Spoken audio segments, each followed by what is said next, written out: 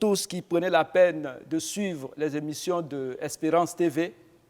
Je vous salue au nom puissant de notre Seigneur et Sauveur Jésus-Christ. Ce jour, nous allons parler du thème suivant, la consécration de ma personne et de mes biens au Seigneur. Et pour cela, nous prenons comme texte d'appui le texte de Romains chapitre 12, les versets 1 et 2. Je vous exhorte donc, frères, par la compassion de Dieu, à offrir vos corps comme un sacrifice vivant, saint, agréable à Dieu, ce qui sera de votre part un culte raisonnable. L'Ancien Testament regorge de personnes qui ont consacré leur vie au Seigneur ou des personnes qui ont été consacrées à Dieu depuis leur jeune âge. Nous pourrons parler d'Abraham, de Samuel, de Samson et j'en passe. Mais qu'en est-il de la consécration du croyant à Dieu dans la nouvelle alliance? Dans un premier temps, nous allons répondre à cette question. Qu'est-ce que la consécration? Selon le dictionnaire Larousse, consécration vient du verbe consacrer qui signifie employer totalement en vue de, vouer quelque chose à, vouer à Dieu.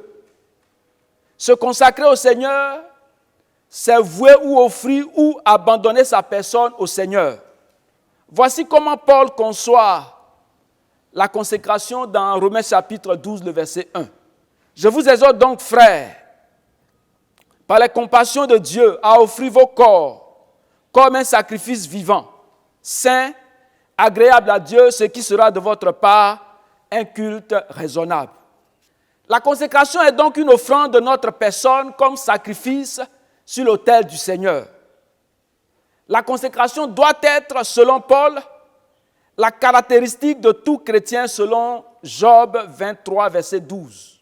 Je n'ai pas abandonné les commandements de ses lèvres, j'ai fait plier ma volonté aux paroles de sa bouche. Mais qu'est-ce que Dieu a fait pour nous amener à nous consacrer à lui? Et pour cela, nous allons voir l'œuvre de Dieu pour le salut de l'homme. Dans Genèse 3, verset 21, nous lisons ceci. Dieu fit à Adam et à sa femme des habits de peau et il les revêtit. Bien-aimés, après la chute de l'homme et de la femme dans le jardin d'Éden, l'Éternel a dû tuer des animaux pour utiliser leur peau afin de faire des vêtements pour couvrir la nudité de l'homme et de sa femme. En le faisant, Dieu venait de réhabiliter l'homme et la femme déchus. Mais pour que cette réhabilitation ait lieu, il a fallu que Dieu verse le sang des animaux par le sacrifice. Notre consécration est donc la réponse à l'œuvre de Jésus-Christ à la croix. Un homme se consacre au Seigneur à cause de l'amour du Seigneur pour lui. En effet, personne ne peut se consacrer s'il n'a pas été au préalable touché par l'amour du Seigneur. Lorsque nous touchons l'amour du Seigneur, la consécration suit de façon spontanée. La consécration est basée sur l'amour du Seigneur pour nous. Elle a aussi pour base le droit du Seigneur sur nous. Cette vérité nous est révélée dans 1 Corinthiens chapitre 6, les versets 19 et 20. Ne savez-vous pas que votre corps est le temple du Saint-Esprit qui est en vous, que vous avez reçu de Dieu et que vous ne vous appartenez point à vous-même, car vous avez été rachetés à un grand prix. Glorifiez donc Dieu dans votre corps et dans votre esprit qui appartiennent à Dieu. Notre Seigneur a donné sa propre vie pour nous. Il est même devenu la rançon pour nous racheter à lui. Nous sommes ceux qui ont été rachetés par le Seigneur. Puisque le Seigneur nous a rachetés, nous sommes prêts à perdre notre propre liberté pour lui. Nous ne nous appartenons plus. Nous sommes au Seigneur, car nous sommes désormais ses esclaves. Le sang que le Seigneur a versé sur la croix est le prix qu'il a payé. Ainsi, pour ce qui est du droit du Seigneur sur nous, nous lui appartenons entièrement. Notre consécration à Christ est donc notre réponse à l'amour que Christ a manifesté pour nous en allant mourir sur la croix pour nous sauver. C'est pourquoi nous devons nous abandonner sur l'autel du Seigneur pour que son feu nous consume, afin que l'odeur de notre sacrifice parviennent au Seigneur des cieux. En cela, nous devons renoncer à nous-mêmes, selon Marc chapitre 8, le verset 34. Puis, ayant appelé la foule avec ses disciples, il leur dit, « Si quelqu'un veut venir après moi, qu'il renonce à lui-même, qu'il se charge de sa croix et qu'il me suive. » Bien-aimés, nous consacrer au Seigneur signifie que désormais, nous appartenons entièrement au Seigneur. Notre vie ne nous appartient plus. Nous sommes désormais au service du Seigneur pour faire ce qu'il veut de nous et non ce que nous voulons dans sa maison. Bien-aimés, nous devons savoir que notre consécration au Seigneur est aussi l'offrande de nos biens au Seigneur à cause du prix de notre rachat, car Christ a versé son sang pour payer la dette de nos péchés. Les textes suivants nous instruisent à ce sujet. Exode chapitre 22, les versets 29 et 30. « Tu ne différeras point de m'offrir les prémices de ta moisson et de ta vendage. Tu me donneras le premier-né de tes fils. Tu me donneras aussi le premier-né de ta vache et de ta brebis. » Selon Proverbes chapitre 3, les versets 9 et 10, nous lisons ceci. « Honore l'Éternel avec tes biens et les prémices de tout ton revenu. Alors tes greniers seront remplis d'abondance et tes cuves regorgeront de mou. » Le but de la consécration n'est pas de devenir pasteur ou conducteur ou prédicateur ou choriste pour Dieu, ni de travailler pour lui. Le but de la consécration est de le servir.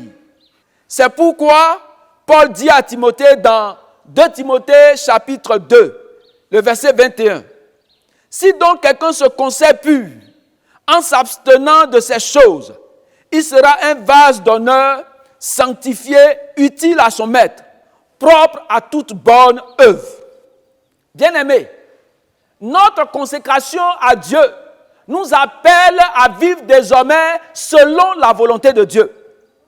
C'est pourquoi Paul, dans Romains 12, pouvait dire que nous devons être transformés par le renouvellement de l'intelligence, afin que nous puissions discerner dans la maison du Seigneur ce qui est bon, ce qui est agréable et parfait au Seigneur. Notre vie doit être entièrement utilisée pour servir le Seigneur, pour faire du bien dans la maison du Seigneur. Nous devons être un instrument entre les mains du Seigneur. Mais pour que cela soit, il faut que nous soyons entièrement sanctifiés par la parole du Seigneur. C'est pourquoi nous devons nous adonner à la lecture et à la méditation de la parole de Dieu, pour que nous soyons transformés par cette parole. Et nous devons véritablement nous attacher au Saint-Esprit, qui seul nous rend capables d'accomplir des œuvres pour l'Éternel. Bien-aimés, nous devons savoir que c'est donc Dieu qui nous confie une œuvre dans sa maison, selon ce qu'il veut et non ce que nous voulons.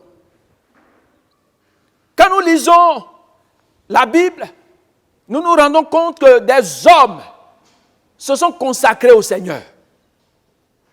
Et nous pouvons parler de Samuel. 1 Samuel chapitre 1, où on nous parle de l'histoire de sa mère, qui est Anne, qui ne faisait pas d'enfant, mais qui a crié au Seigneur. Et Dieu a répondu favorablement à son cri. Et elle a décidé de consacrer son fils au Seigneur. Anne l'a fait, et Samuel était au service du Seigneur. La parole de Dieu dit que Samuel était à l'écoute de la parole de Dieu. Il ne laissait rien tomber de la parole de Dieu. Il était entièrement consacré au Seigneur. Et cela, nous allons le voir par la suite, que cela a produit des effets dans sa vie. Que dirons-nous de l'apôtre Paul, celui qui persécutait autrefois l'Église, mais qui, ayant été touché par l'Éternel sur la route de Damas, a fait demi-tour. Il a changé de vie. Et désormais, il a consacré sa vie entièrement au Seigneur. Au point où il peut dire dans Philippiens 1, verset 21, « Christ est ma vie et la mort m'est un gain. » Bien-aimés, nous voulons ici parler de Jeanne, femme de Chouza. Chouza était l'intendant d'Hérode. Et la Bible nous dit dans Luc chapitre 8, les versets 2 et 3, que cette femme, parce qu'ayant été guérie par le Seigneur, parce qu'ayant été touchée par le Seigneur, assistait Jésus-Christ, avec d'autres femmes bien sûr, de ses biens. Parce qu'elle a compris le message du Seigneur, parce qu'elle a été sauvée par le Seigneur, elle a dévoué sa vie au service du Seigneur en assistant Jésus-Christ de ses biens. Voici ce que nous appelons consécration. Bien-aimés, nous devons savoir que la consécration à Dieu produit des effets dans notre vie. Il est important que nous sachions que c'est par la grâce de Dieu que nous faisons toutes choses. Et l'apôtre Paul le dit si bien dans 1 Corinthiens 15, verset 10. Par la grâce de Dieu, je suis ce que je suis. Et sa grâce envers moi n'a pas été vaine. Loin de là, j'ai travaillé plus que tous. Non pas moi toutefois, mais la grâce de Dieu qui est avec moi. L'apôtre Paul a travaillé.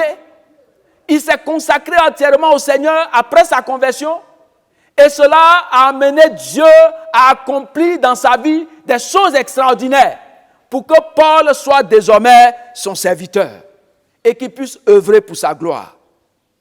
Bien-aimé, veux-tu voir la grâce de Dieu dans ta vie? Veux-tu expérimenter l'accomplissement des promesses de Dieu dans ta vie?